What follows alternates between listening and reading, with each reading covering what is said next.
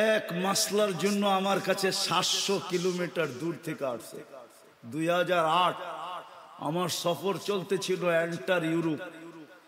আমি জার্মানির ফ্রাঙ্কফুর্টে বসা ছিলাম। 700 কিলোমিটার দূর থেকে একজন নবমুসলিম আসছে একটা মাসলা জিজ্ঞাসা করতে। আমি শোনার পরে বলছিলাম, তোর পাও দুইটা দে, আমি একটা চুমা দিয়া নেই। কেননা হাদিসের আলোকে তোর পাও চুমা পাওয়ার যোগ্য। তুই যত জায়গা দিয়ে আসছ, সমস্ত জায়গার তরু লতা গাছপালা মাটির কণা পর্যন্ত তোর জন্য ইস্তেগফারের দোয়া, মাগফিরাতের দোয়া করছে। তুই দে আগে পাও দুইটা চুমা দে। মাসলাটা ছিল, আমি নবমুসলিম, আমার মা বাবা মুসলমান না। ইসলাম, আল্লাহ, রসুল, কোরআন, হাদিস আমার অমুসলিম মা বাবার সাথে কেমন ব্যবহার শিখায়, আমি কেমন ব্যবহার করব। কিন্তু আমি বাংলাদেশে বুড়া হয়ে গেলাম, আজ পর্যন্ত কোন যুবক আমাকে এসে জিজ্ঞাসা করে নাই যে আমার মা বাবার সাথে আমি কেমন ব্যবহার করব। আপনারা কোনোদিন জিজ্ঞেস করছেন? একজন হাত উঠায় বলেন যে আমি কোন হুজুরকে যে জিজ্ঞেস করছি আমার মা বাবার সাথে আমি কেমন ব্যবহার করব? বলেন। 700 কিলোমিটার দূর থেকে আসছে নবমুসলিম। ওই কাহিনী আমার দিলে গাইথা গেছে, এই জন্য আমি মাঝে মাঝে শুনাই। আমাদের দেশে এটা জানা অনেক সহজ। আল্লাহ কদমে কদমে হক্কানি আলেম দিয়া দিছেন। আলেম কামরাঙ্গীর চর দেখলে আমার হাসি লাগে কেন জানেন? বর্ষাকালে আমরা সেই কিল্লার মোড়ের থেকে নৌকায় বসতাম, আর নুরিয়া মাদ্রাসার পুরান বাথরুমের পিছে যায় নামতাম। মাঝে মাঝে সাইদ সাহেব চলে গেছে মনে হয়, ওনাদের বাড়ির পিছন দিয়া, কুমিল্লা পাড়ার পিছন দিয়ে আমরা যেতে থাকতাম নৌকা দিয়া। এক নুরিয়া মাদ্রাসা ছিল। আজকে কামরাঙ্গীর চরে 500-র উপরে মাদ্রাসা, কয়েক ডর্জন হইলো দাওরায়ে হাদিস মাদ্রাসা, পুরুষ মহিলা মিলায়া। বাংলাদেশের মতো সুযোগ আল্লাহ দুনিয়ার কোথাও দেন না।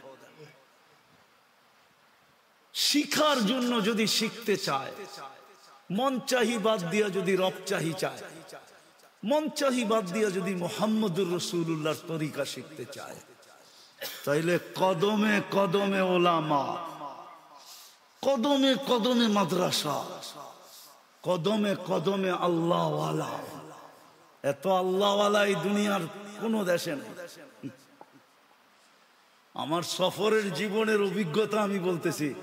আমি বেশিরভাগই তো রাত্রে নামি, আর প্লেনে ফার্স্ট ক্লাসে থাকলেও ঘুম হয় না। কেন হয় না জানি না, গাড়িতেও হয় না, প্লেনেও হয় না। তো আমার একটা নিজের অভিজ্ঞতা বলতেছি।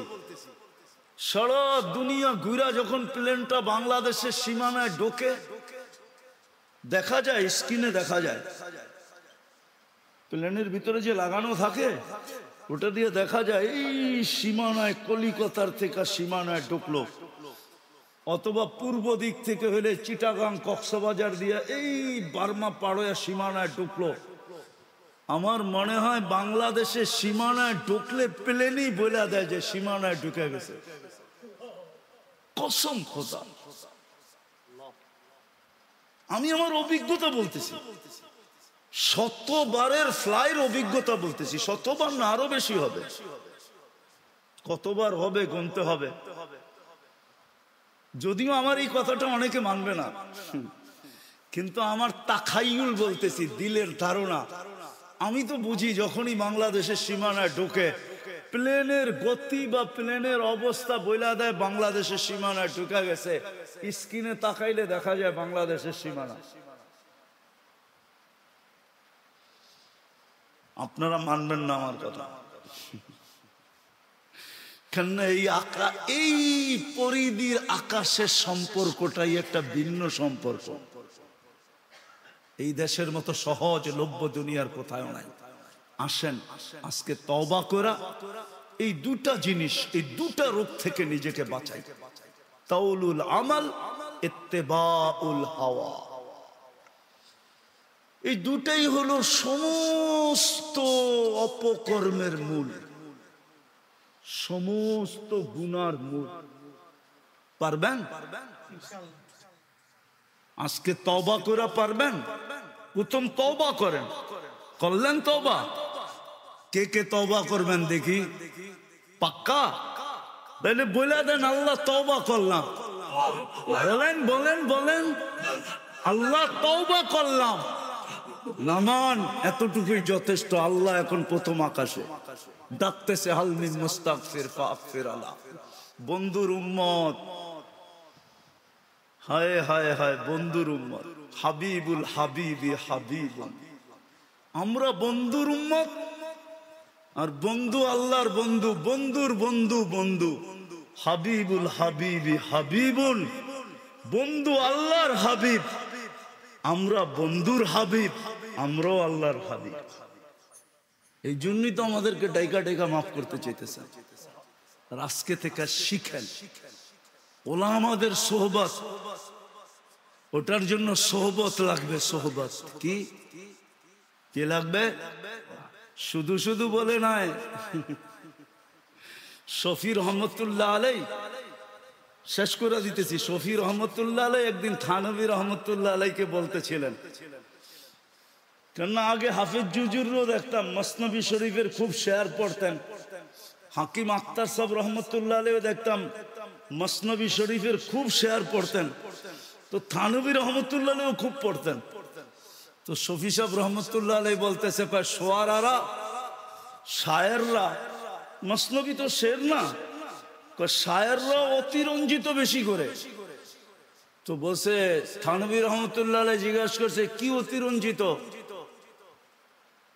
বা একদম সোহবতে বা আউলিয়া, সামান্য সময় আল্লাহ ওয়ালাদের হক্কানি আলেমদের সোহবত বেহতের আস সদ সালে তাআদ বেরিয়া, রিয়াহীন 100 বৎসর ইবাদতের চেয়ে উত্তম। তো বলছে এটা কি অতিরঞ্জিত না? তো থানভী রহমতুল্লাহ আলাই বলে 100 না লেখছে, 1 লাখ লেখলেও তো অতিরঞ্জিত হবে না।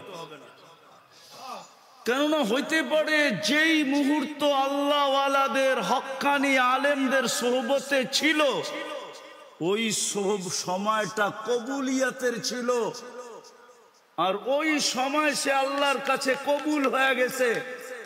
তাইলে তো সারা জীবনের জান্নাত ওই মুহূর্তেই বইনা গেছে। তো লক্ষ কোটি বছর বললেই অসুবিধা কি? তো শফি সাহেব রহমতুল্লাহ আলাই বলতেছিলেন, মুফতি আজম শফি রহমতুল্লাহ আলাই, আবার হাটহাজারি শফি সাহেব হুজুর মনে করেন না, ওনার নাম আহমদ শফি, আর উনি হলেন মুফতি শফি। হ্যাঁ, তো উনি বললেন যে এখন আমার বুঝে আসছে, আপনার সোহবতে না আসলে আমার এটাও বুঝে আসছে না। ঠিক আল্লাহ ওয়ালাদের সোহবত লাগবে। জাতিকে তো এটাই বুঝাইতে পারলাম না যে ওলামাদের সোহবত কত জরুরি, আল্লাহ ওয়ালাদের সোহবত কত জরুরি। এটাই তো আমরা বুঝাইতে পারলাম না। দোষটা আমাদের ঘাড়েই নিতেছি, আমারই দোষ। আমি আপনাদেরকে বুঝাইতে পারি না যে ওলামাদের সোহবত কত জরুরি, আল্লাহ ওয়ালাদের সোহবত কত জরুরি। আল্লাহ আমাদেরকে আমল করার তৌফিক দান করেন। ওমা আলাইনা ইল্লাল বালাগ। লাকাল হামদ কামা ইয়ানবাগি লিজালালি ওয়াজহি ওয়া আযীমি সুলতানি। সাল্লি ওয়া সাল্লিম ওয়া বারিক আলা হাবিবিকা মুহাম্মদ সালাতান ওয়া সালামান খালিদান মা খুলুদিক দাইমান মা দাওয়ামিক লা মুনতাহা লাহু দুনা ইলমিক ওয়া লা মুনতাহা লাহু দুনা মাশিয়াতিক ওয়ালা জাযা লিকাইলিহি দুনা রিদা। আয় আল্লাহ, বেশি কিছু চাবো না। আয় আল্লাহ, এই আয়োজনটাকে কবুল করেন, এই আয়োজকদেরকে কবুল করেন। আয় আল্লাহ, যেই নামে এই খানকাটাকে কবুল করেন। আয় আল্লাহ, এটাকে শুধু ক্লিনিক হিসাবে না, এটাকে ইউনিভার্সিটি কলেজ হিসাবে কবুল করেন, ইউনিভার্সিটি হিসাবে কবুল করেন। আয় আল্লাহ, আয় আল্লাহ, যেরকম মেডিকেল ইউনিভার্সিটি আছে, এটাকে এরকম আধ্যাত্মিক ইউনিভার্সিটি হিসাবে কবুল। যারা আসছে তাদেরকেও কবুল করেন, যারা আসতে পারে না আকাঙ্ক্ষা ছিল তাদেরকেও কবুল করেন। আজকে তো পুরা এলাকাবাসীকে কবুল করেন, পুরা থানাটাকে কবুল করেন, আজকে তো পুরা উম্মতকে কবুল করেন, আজকে তো জিন্না ইনসানের সাথে সাথে জিন্নাতকেও কবুল করেন। আল্লাহ কবুলিয়াত চাই, আর কিচ্ছু চাই না। আমরা জানি কবুলিয়াত হইলে সব হয়ে যাবে, আর কিচ্ছুর প্রয়োজন হবে না। আল্লাহ এক ফোঁটা পানি, তাও বিদঘুটে দুর্গন্ধময়, তাও নিকৃষ্ট, কবুলিয়াত পাইছে দেখি তো আজকে সৃষ্টির সেরা। কবুলিয়াত চাই, আর কিচ্ছু চাই না। আল্লাহ আবারও বলতেছি, কবুলিয়াত চাই, আমাদের তওবার কবুলিয়াত চাই, আমাদের এই গরমের ভিতরে ঘাম ঝরানের কবুলিয়াত চাই। আয় আল্লাহ, আজকে হাজারি বাগকে কবুল কর। যার যে পেরেশানি আছে দূর করে দেন, প্রয়োজন আছে মেটায় দেন, অসুস্থ আছে শেফায়ে কামেলা আজেলা দায়েমা মুস্তামেররা নসিব কর। আয় আল্লাহ, এই প্রতিষ্ঠানটাকে কবুল করেন, এর ছাত্রদেরকে কবুল করেন, ওস্তাদদেরকে কবুল করেন, প্রতিষ্ঠাতাদের কিয়ামত পর্যন্ত নসলকে কবুল করেন।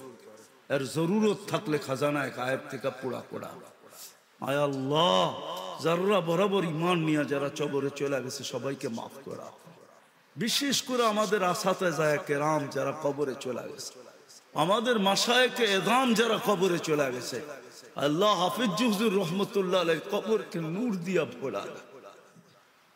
আল্লাহ আমাদের যে ওস্তাদরা এখনো বাঁচা আছে তাদের হায়াতের ভিতরে পরিপূর্ণ বরকত নসিব করে, বিশেষ করে আদিব সাহেব হুজুরের হায়াতের ভিতরে বরকত নসিব, সেহত ও আফিয়ত নসিব করেন, সেহত ও আফিয়ত নসিব করেন, সেহত ও আফিয়ত নসিব করেন, সেহত ও আফিয়ত নসিব করেন। আরো খেদমত কবুল করে, আরো খেদমত করার তৌফিক নসিব করে। আল্লাহ থানবী রহমতুল্লাহ আলাইহি 63 বছরে 1300 কিতাব লেখছে। আল্লাহ, আয় আল্লাহ, আদিব সাহেব হুজুরকেও আপনি এইভাবে কবুল করেন যে দুনিয়ার থেকে চলে গেলে চলে যাওয়ার পরেও যেন আমরা দেখি যে হায় হায়াত দিয়া ওজন দিলে কিতাব কয়েক লক্ষ গুণ বেশি হবে। আয় আল্লাহ, আয় আল্লাহ, আমাদের মা বাবাকে মাফ করা, আমাদের আত্মীয় স্বজনকে মাফ করা দেন। আল্লাহ আমাদের দেশটাকে আপনি হেফাজত, সারা দুনিয়ার মুসলমানকে আপনি হেফাজত করেন। আয় আল্লাহ, আয় আল্লাহ, যদিও এই কথা আপনার শানের মোতাবেক হবে না, আপনি আমাদের উপরে নারাজ হয়েছেন এই কথা তো বলতে পারি না, কিন্তু অভিমান করছেন এটা বলতে পারি। সত্যই আপনি আমাদের উপরে অভিমান করছেন, নাইলে এরকম হবে কেন? উম্মতে মুহাম্মদীর এই দুর্দশা হবে,